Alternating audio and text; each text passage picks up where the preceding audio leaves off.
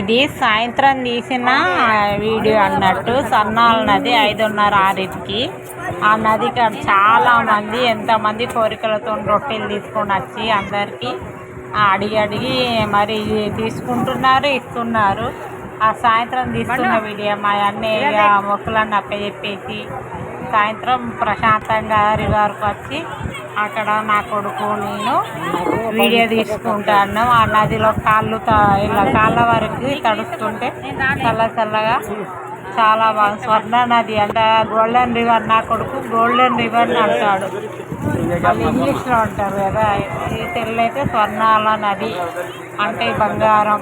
కోరికలు తీరుతూ ఉంది అని నదిలో రొట్టెలు వదిలేస్తారు.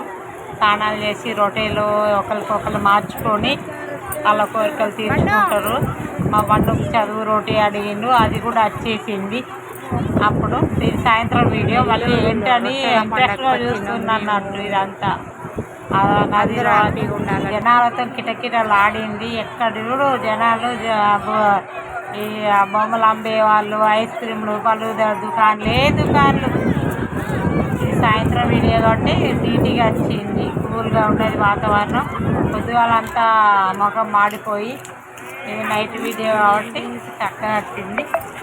మంచిగా దర్శనం కూడా మంచిగా జరిగింది.